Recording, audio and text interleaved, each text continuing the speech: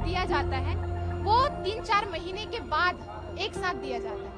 जो समस्या है आज वो सारे बहने ही खुद आंदोलनरत हैं।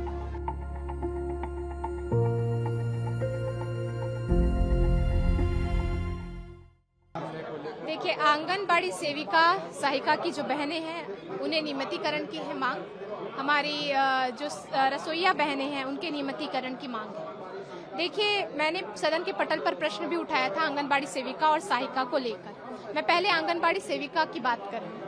आंगनबाड़ी सेविका को जो मानदेय दिया जाता है वो 3-4 महीने के बाद एक साथ दिया जाता है और एक मुश्त देने के बाद भी उन्हें पूरा मानदेय नहीं दिया जाता है। सरकार से पूछा मैंने कि ये मानदेय पूरा आप क्यों नहीं देते, सरकार को उसमें जवाब नहीं था। मैंने सरकार से दूसरा और भी प्रश्न पूछा कि जो जलावन है वो प्रति बच्चा के हिसाब से सिर्फ 13 पैसा दिया जाता है।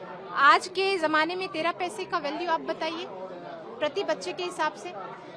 तीसरी चीज, जो गैस एजेंसी की बात, बहुत से आंगनबाड़ी केंद्रों में गैस की व्यवस्था नहीं है। गैस की व्यवस्था है ही नहीं। महिलाएं अपने चूल्हे से, अपने गैस से वो बच्चों को खाना पकाकर, जो भी पोषक आहार आते हैं उसे पकाकर वो खिलाती हैं। दलिया हो गया और अंडे हो गए, ये सभी चीजें वो अपने गैस से पकाकर खिलाती हैं। मैंने जब जानने का प्रयास किया ये अपने गैस से क्यों पकाकर खिला रही हैं, तब सरकार की तरफ से मुझे जानकारी मिली कि गैस एजेंसी को पेमेंट नहीं किया है सरकार ने। तो मैं सरकार से जानना चाहती हूँ आपने गैस एजेंसी को पेमेंट अभी तक क्यों नहीं किया, जिसकी वजह से बहुत से आंगनबाड़ी केंद्रों पे गैस की सुविधा नहीं है। अब चौथी बात है कि गैस जब भरवाने आंगनबाड़ी सेविका जाती है, हमारे ही क्षेत्र का मैटर ले लीजिए, जब वो सेविका आंगनबाड़ी गैस एजेंसी पर भराने जाती है गैस सिलेंडर, हमारा क्षेत्र है जमशेदपुर पूरब में, उन्हें जाना पड़ता है जुगसलाई गैस भरवाने के लिए। तो मैं सरकार से यही बोलना चाहती हूँ कि आप उनके स्थानीय जो क्षेत्र है वहाँ पे व्यवस्था कर दीजिए, जिससे उन्हें उतना दूर 300 रुपए खर्च करके जाना पड़ता है गैस भराने के लिए, और उसमें भी वो सरकार पैसा नहीं देती, वो अपने पैसे से गैस भरवाने के लिए जुगसलाई तक जाएंगी 300 रुपए भाड़ा करके। तो ये सभी चीजें हैं कि हमारी आंगनबाड़ी सेविका बहनें जो है वो सड़क पर उतरी हुई है। उन्हें जो मानदेय मिलता है वो सही समय पर नहीं मिलता, और एक मुश्त देने का जो वादा है, एक साथ देने का वादा है, वो एक साथ भी नहीं मिलता। और जो पे स्लिप है, मैं पे स्लिप के ऊपर ज्यादा ध्यान जो है आप लोग का केंद्रित करना चाहूंगी, क्योंकि जो पे स्लिप है केंद्र का अलग अंशदान आता है, राज्य का अलग आता है। केंद्र जब भेजती है वो अलग समय पर भेजती है पैसा, राज्य भेजती है वो अलग समय पर भेजती है। आंगनबाड़ी सेविका सहायिका को ये पता ही नहीं है कि उनको केंद्र से कितना रुपए मिलता है और राज्य से कितना रुपए मिलता है। तो पे स्लिप की व्यवस्था उन्हें की जाए। हर जब व्यक्ति काम करता है उन्हें पे स्लिप दिया जाता है कि आपको इतना रुपए मिल रहा है यहाँ से और यहाँ से। तो ये व्यवस्था उनके साथ होनी चाहिए, जो व्यवस्था है नहीं। वहाँ पे जब पांचवी चीज ये है, उन्हें 4G का मोबाइल दिया गया है सरकार के द्वारा। अब इस 4G के मोबाइल के साथ ये व्यवस्था हो गई, जब धात्री महिलाएं आती हैं उनका फेस कैप्चरिंग का जो ये है, उनका फेस कैप्चरिंग ही नहीं होता, वो सिर्फ लोडिंग करते रहता है, घूमते ही रहता है। हमने कहा कि इतना साल काम नहीं किया, ये तो कोई उत्तर नहीं हुआ इसका। सरकार को या सीधा कहना चाहिए कि हम देंगे या नहीं देंगे, ये बात करनी चाहिए इनको। और उनके साथ जो समस्या है आज वो सारे बहनें ही खुद आंदोलनरत है, संघर्ष कर रही है, रोज आवाज उठा रही है। ये बीजेपी बीच में कहां से आई? हम तो जनता की आवाज को ही उठाते हैं कि जनता के बीच में कहीं कोई तकलीफें होती है, दिक्कतें होती है, अगर हमारे पास कोई लाते हैं तो उसी आवाज को हम लोग सदन में भी उठाते हैं, सदन से बाहर भी हम लोग उस आवाज को उठाते हैं। इसलिए इसका सरकार का कोई उत्तर नहीं है कि सरकार ने पहले नहीं किया। अरे पहले नहीं किया तो आज आपको अवसर मिला, 6 वर्षों से आप सत्ता में हैं। आप जब सत्ता में आ रहे थे चुनाव के समय, तो आपने लंबी घोषणाएं की थी, कई क्या कहते हैं संविदा के आधार पर या पारा शिक्षक से लेकर के सबको अस्थायी करने का आपने बात किया था।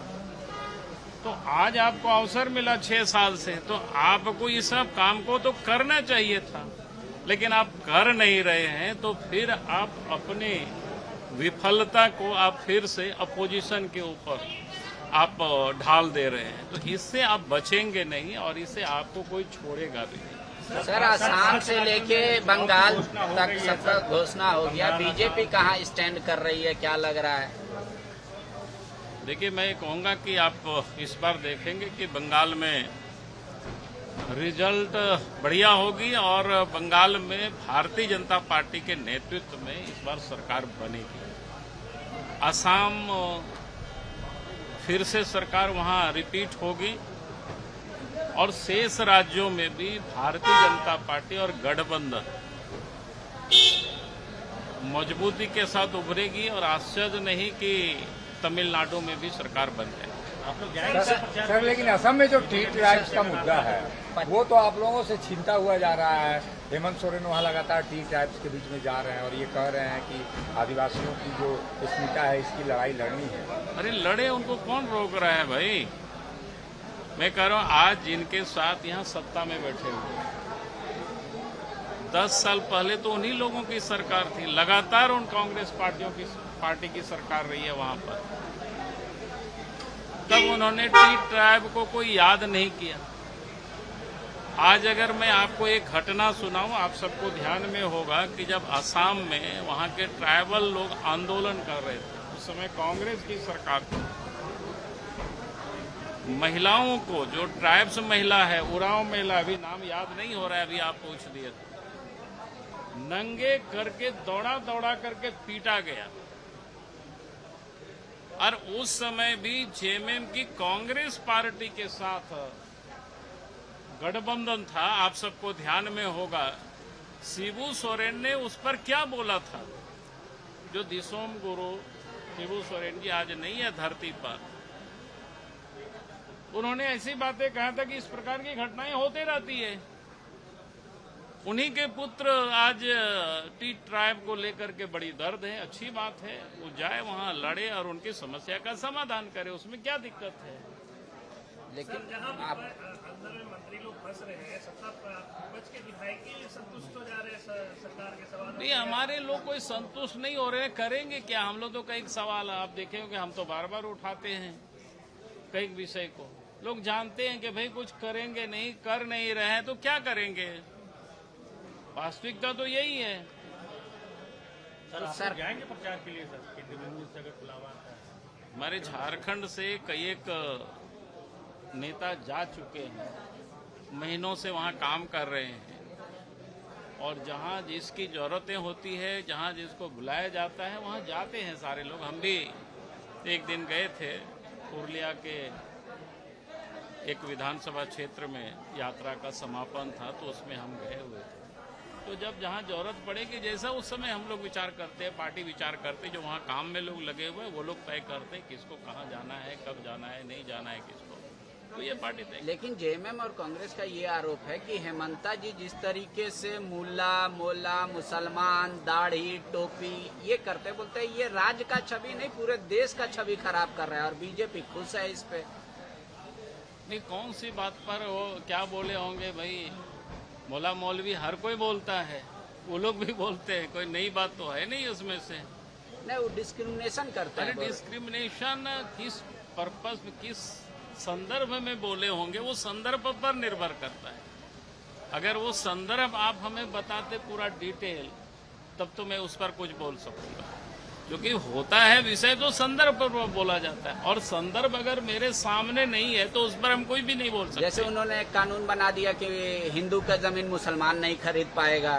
दूसरा उन्होंने ये कर दिया कि भाई इतने जो मदरसा चल रहे हैं उसको बंद करा दिया, कितने पे बुलडोजर चला दिया। तो इस तरीके के कई ऐसे काम है। बोले धार्मिक आजादी को भी हेमंता बिस्वा शर्मा कुचल देना चाह रहे हैं। नहीं, मैं कहूँगा कि आज तो पढ़ाई हमें 21वीं सदी की दुनिया में टेक्नोलॉजी का युग, बच्चों को हमें तकनीकी शिक्षा देनी चाहिए, ज्ञान विज्ञान उनको हमें पढ़ानी चाहिए, और बाकी की पढ़ाई लिखाई तो घर द्वार में लोग करते ही हैं उसमें से।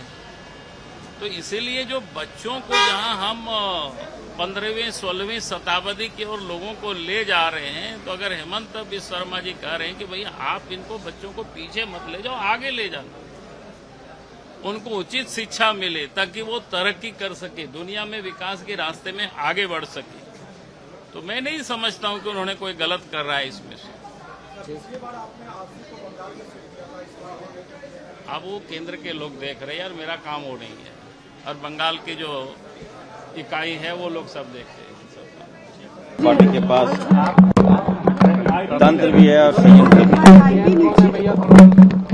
लेकिन जनता इस बार बदलाव के मूड में है। जहाँ तक हम लोग देख रहे हैं, बंगाल में हम लोग करेंगे, वहाँ ममता जी बंगाल में हम लोग अच्छा करेंगे। भाजपा वहाँ नहीं है, कांग्रेस अच्छा करेगी बंगाल में, और असम में भी कांग्रेस सरकार बनाने जा रही है। हम सबको वहाँ लगाया गया है। और देखिए, आज आप देखिए, सारे लोग त्रस्त हो गए। पेट्रोल के दाम बढ़ गए, डीजल के दाम बढ़ गए, गैस के दाम बढ़ गए, महंगाई चरम पर है। अब ये तो जनता पर निर्भर करता है। और मुझे एक शंका है कि जब बंगाल में 2 फेज में चुनाव हो रहा है, तो असम में 1 फेज में क्यों? 9 अप्रैल को है ना वहाँ, 9 अप्रैल को है वहाँ, और काउंटिंग 4 मई को है। इतना लंबा गैप, ये मुझे थोड़ा डाउटफुल मुझे लग रहा है कि ये नहीं होना चाहिए। असम में भी 2-3 फेज में चुनाव कराते, अच्छा लगता। अब 1 फेज में करा दे रहे हैं, वो भी 9 तारीख को, और इतना 4 मई को वोटिंग होगा। तो कुछ न कुछ शंका मेरे मन में है। I don't know what is the fact, but जो शंका था मैंने जाहिर कर दिया। इतना जरूर है कि बंगाल में बिना कांग्रेस सरकार नहीं बनेगी, तय है, मान के चलिए। असम में हम लोग सरकार बनाएंगे, ये मेरा वर्डिक्ट है, ये पर्सनल मैं बोल रहा हूँ। ये कोई जरूरी नहीं है कि जेएमएम ने भी इच्छा जाहिर की है 31 सीटों पर आसाम में चुनाव लड़ने की। खान जी व्यक्तिगत तौर पे कैसे देख रहे हैं इस डिमांड को? देखिए, झारखंड मुक्ति मोर्चा का विस्तार तो हुआ है, और हमारे आला कमान खुद रांची आकर, झारखंड आकर हेमंत सोरेन जी से मिल रहे हैं। तो इसका मतलब आप समझिए कि कांग्रेस पार्टी ने कितना वेट दिया है। तो हम कांग्रेस पार्टी ने जो सीट का बंटवारा मैं देख रहा था, उसमें कुछ सीटें छोड़ा गया है, तो वार्ता होगी। झारखंड मुक्ति मोर्चा और कांग्रेस के बीच की बात है। आपको लग रहा है बात बन जाएगी? बात बनना चाहिए, क्योंकि हमारा मोटिव है कि भाजपा को रोकना है, आपस में नहीं उलझना है। बिहार में जो जिस तरह की घटनाएं घटी थी, आपने देखा होगा, कांग्रेस वो दोहराना नहीं चाह रही है। असम में कांग्रेस ने सीट खाली रखा है, आलाकमान बात करेंगे, झारखंड मुक्ति मोर्चा के हेमंत सोरेन जी बात करेंगे, रास्ता निकलेगा, कोई बड़ी बात नहीं। साहब, आपको भी जिम्मेदारी मिली है, आप भी खुद जाएंगे आसाम प्रचार के लिए? देखिए, मैं पार्टी का आभार व्यक्त करता हूँ कि पार्टी ने बहुत कुछ दिया है, और हम जैसे छोटे कार्यकर्ताओं को अगर पार्टी आसाम भेज रही है, तो निश्चित तौर पर जो दायित्व मिला है, ईमानदारी से काम करके हम अपना रिजल्ट देंगे। वहाँ पर जनता को हम मोटिवेट करेंगे कि देखिए, भाजपा से विकास नहीं हो सकता। बीजेपी एक सवाल कर रही है कि खान जी जब विपक्ष में थे, सेविका सहायिका आंगनबाड़ी दीदियों का हमेशा मुद्दा उठाते थे, आज सड़क पे खान जी भूल गए। मैं क्यों बोलूँगा? सबसे ज़्यादा मैं ही काम करता हूँ, और सबसे ज़्यादा आप लोग मुझे ही टारगेट करते हैं। ठीक नहीं लगता है जब कोई काम करने वाला अगर आगे आ रहा है, तो लोगों को उम्मीदें बन रही है। दीदी लोगों को भी हमसे, अगर हमारे विभाग में तो 42,000 सही है हमें, उनके लिए हम टैब दे रहे हैं। 1 मुश्त हमने पेमेंट किया, 42,000 रुपये हमने दिया 9 मार्च के अवसर पर। तो इससे बड़ा और क्या कर सकते हैं वो लोग? तो और मैया को 2,500। नहीं, गलत। देखिए, आप लोग यही तो कॉन्सेप्ट में बता दूं आपको, 2,000 रुपया तो हम लोग उनका जो मानदेय देते हैं, लेकिन जितनी स्कीम हम चलाते हैं उसके तहत वो करीब इंसेंटिव देते हैं, उसके तहत उनको 15 से 16,000 रुपया हो जाता है। तो अच्छी बात है ना, हम स्कीम चलाते हैं, योजनाएं चलाते हैं, हर स्कीम में हम उनको टैग करते हैं, उनको पैसा मुहैया कराते हैं, तो वो हमारी बहनें हैं, और बहनें के साथ हम हैं। और मेरे विभाग की जहाँ तक बहनें हैं, अभी देखिए आने वाले दिनों में हम सभी बहनों को टैब देने जा रहे हैं। लॉन्चिंग ऐप हम देंगे, ऐप के माध्यम से भी उनको रोजगार हम देंगे। धन्यवाद। खून की कमी हो गई है अचानक राज्य में, भयंकर स्कार्सिटी है, थोड़ा समय लगेगा। जब से चाईबासा की जो घटना घटी, उसके बाद से कोर्ट का भी वर्डिक्ट आ गया। कोर्ट ने भी निर्देश दे दिए कि नहीं, इस व्यवस्था को ठीक किया जाए। दूसरा है कि कोर्ट ने ये भी कहा कि आप ब्लड मुहैया कराइए, ब्लड दीजिए। अब लोग ब्लड मांग रहे हैं, ब्लड दे नहीं रहे हैं। हमारे पास तो कोई कंपनी है नहीं कि मैन्युफैक्चर होता है ब्लड, कोई ब्लड देगा उसी ब्लड को हम लोग मुहैया कराते हैं। तो अब ब्लड को जो रिक्वायरमेंट होता है थैलेसीमिया के पेशेंट को या किसी को लोगों को, तो ब्लड को हम लोग सेपरेशन करते हैं, सेपरेशन यूनिट हम बना रहे हैं। तो उसी प्लाज्मा को जो बॉडी में रिक्वायरमेंट होता है उसी ब्लड को हम चढ़ाएंगे। तो जब ब्लड को हम लोग सेपरेट करेंगे तो वो मशीन जो है अभी गिरिडीह में है, गिरिडीह में हमारे पास प्राप्त ब्लड है, रांची में है और जमशेदपुर में है। तो क्राइसिस हो रहा है, अन्य जिलों में तो क्राइसिस हो रहा है, मैं मान भी रहा हूँ, लेकिन मैं लगातार मॉनिटरिंग कर रहा हूँ। निविदा निकाल दी गई है, टेंडर हो गया है, हर जिले में ब्लड सेपरेशन यूनिट लगेगा। दूसरा है, सबसे बड़ी बात मैं बता दूं कि आने वाले दिनों में आप देखिएगा ये जो ब्लड का जो क्राइसिस है ना, तो किसी के पास सोच तो है नहीं, आप जानते हैं 20 साल तो कुछ हुआ नहीं यहाँ। अभी हम झारखंड इस राज्य का पहला ऐसा राज्य होगा जहां कॉल सेंटर जो हम खोल रहे हैं, टोल फ्री नंबर भी हम दे रहे हैं। एक कंपनी को हम लाए हैं यहाँ, अभी उनसे मेरी वार्ता हो रही है। पूरे राज्य में वही ब्लड देगा हर जगह। अब वो नहीं कि ब्लड मिल रहा है कि नहीं मिल रहा, कुछ नहीं, आप एक नंबर डायल कीजिए, ब्लड आपको मुहैया मिल जाएगा। अब उसी का काम है कि ब्लड डोनेशन कराए, उसी का काम है। हाँ, उसकी सारी जिम्मेवारी मैं उनको पेमेंट दूंगा और मैं उससे कार्य लूंगा। एक अच्छा झारखंड के लिए पहला एक ऐसा स्कीम मैं दे रहा हूँ जिससे लोगों को खून की कमी अब नहीं होगा। एक कॉल सेंटर के माध्यम से हेडक्वार्टर रांची में होगा, अन्य जिलों में जहां जहां रिक्वायरमेंट होगा, ब्लड कहां से आएगा, कैसे लेगा, क्या करेगा, सेपरेशन यूनिट कहां पे लगना है, वो सारा काम देखेगा। प्रभातखबर.com, विश्वास वही, रफ्तार नहीं।